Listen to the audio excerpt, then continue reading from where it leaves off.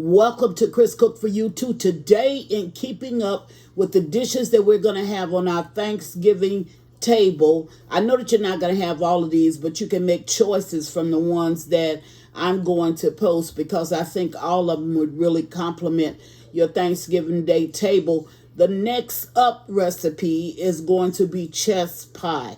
Now, chess pie is a very old recipe. It's older than I am, and trust me, when it comes to being old, if it's older than I am, it is truly really really old. But I think that it's a very good traditional Thanksgiving Day table pie, and I think that if you try it, you're truly going to enjoy it. I know that a lot of my older viewers or my cooks that have been long-term cooks, they will remember the chess pie. But for my newer viewers, if this is something that you want to try, I think you will truly enjoy it. So let's get started with the ingredients that you're going to need. You're going to need vanilla extract, carnation milk. I have some flour, but this is the only ingredient that's going to be optional. And I'm just doing it to help the firmness of the pie. So this is all-purpose flour. You can use that. I have 3 eggs down front, some sugar, butter, and the 2 ingredients that may seem new and you might say, I know that they really don't go. Yes, they do, and this is a very good pie.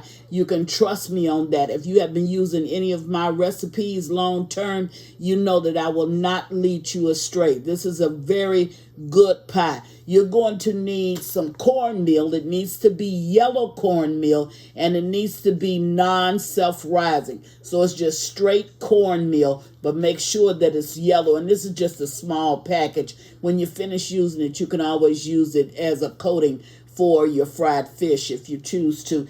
And you're going to need some vinegar. Now, don't hesitate when it comes to this vinegar. You will not taste it. But this is an essential ingredient when it comes to making this pie. So the 2 that I'm adding that you may not be familiar with that will go into a pie will be the yellow cornmeal and the white vinegar. Okay? Now, I want to say something about the pie shell. I have a deep dish 9-inch pie shell, but it actually should be just a regular 10-inch pie shell. But if you have, you know how with some of your pies you prick the bottom just so some of your mix can help to hold your pie shell together when you get ready to cut it. Don't prick this. Okay, leave this solid just like it is. We're going to bake this pie off just like it is. Now, if you have any openings, like I just seen one right here, the only thing you have to do is put a little bit of water on your hands and help to close it up. Any holes you may have, just put a little bit of water on your hands to help close it up. Now, I did not bake this pie shell. If you choose to bake yours, go ahead and do that. I believe in working smarter and not harder. And if I have a good pie shell that I can use and I don't have to stick my hand into mixing all of that flour and mixing all of that shortening together, I'm going to go ahead and do the lesser of 2 evils. So this one is a store-bought, not to promote anybody, but I use Marie Callender. So if this is one that you choose to use, go ahead and use it. Or you can use Pyrex or Walmart specials or any store special that you want to use. Just make certain that you have a pie shell. So I'm going to go away, get myself prepared. I'll be right back. We're going to bake off this pie in the oven, 350 degrees. So go ahead and preheat your oven, and we're going to bake it for about approximately 50 minutes. Be right back. Okay, I'm back. My ingredients are before me, so let me go ahead and get started. I'm going to go ahead and put in my sugar, and as always, your measurements will be in the description box. So that's my granulated white sugar, and to that, I'm going to go ahead and add my 1 stick of melted butter. Okay. Now, once I get those two ingredients in this pie in, and this pie is very, very simple and easy, I'm going to go ahead and start to blend it just a little bit.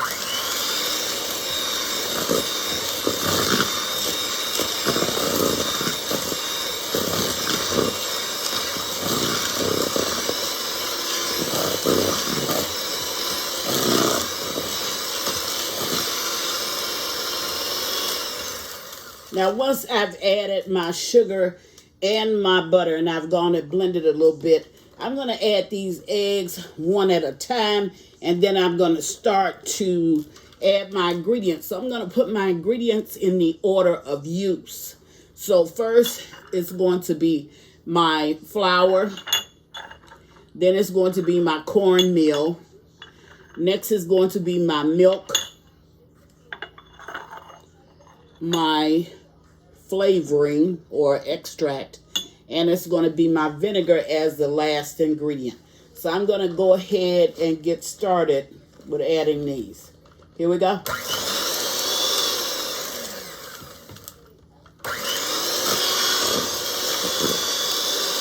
My eggs one at a time. Now, I always tell you this, but get in the habit of breaking your eggs into another dish before you add them into your ingredients. Because if you break them in another dish and you see that one is rotten, you only have to throw out the eggs. But if you break them inside of whatever it is you're mixing and you find out that it's rotten, you got to throw out everything. So get in the habit, when you break your eggs, you break them into a different dish or whatever you want to break them in, and then add them to your mix.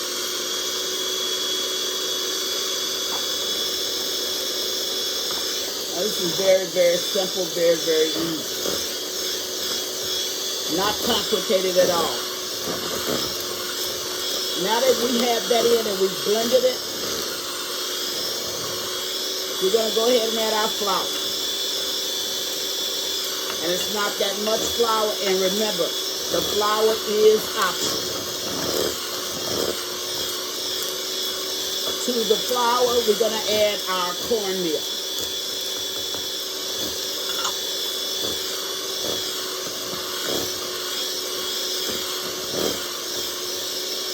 Then we're going to add our milk. That's carnation evaporated milk.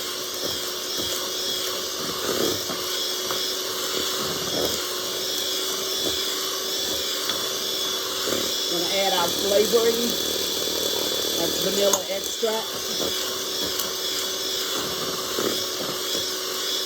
And at this point, you know it starts to smell good. Then we're going to add our vinegar. Don't be reluctant to add this vinegar.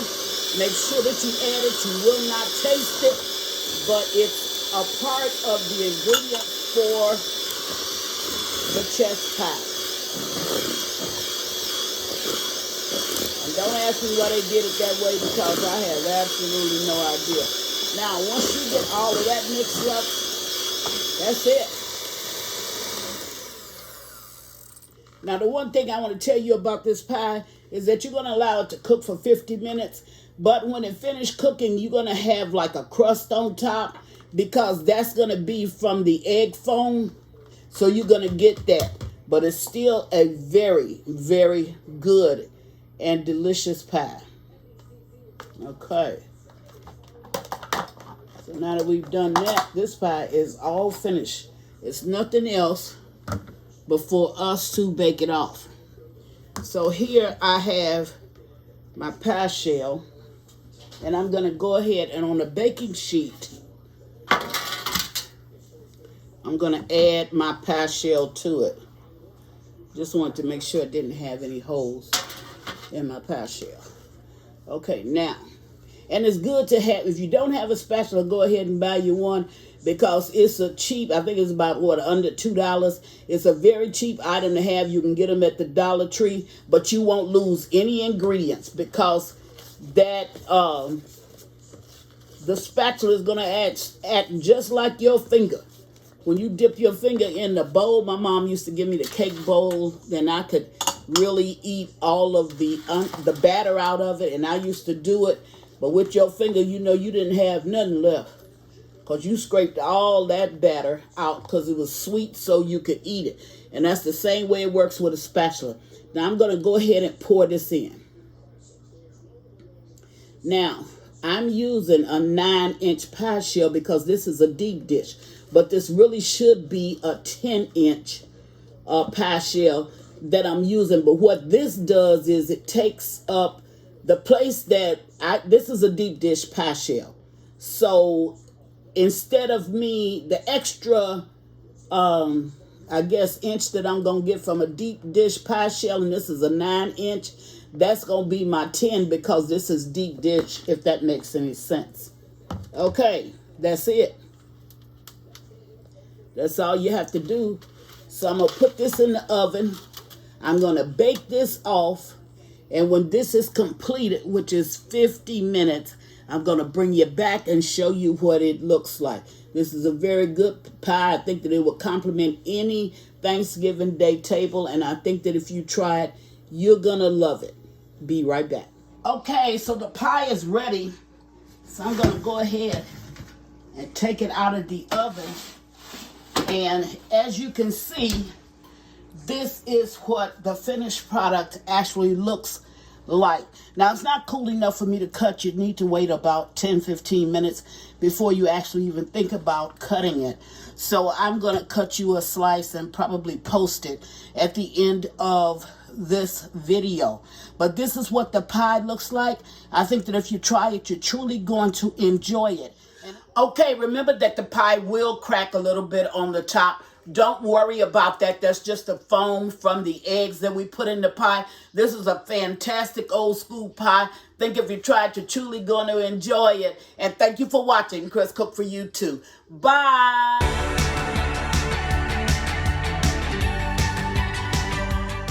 Please follow me on Instagram and Facebook at Chris Cook for You too. And don't forget to share this video. Bye.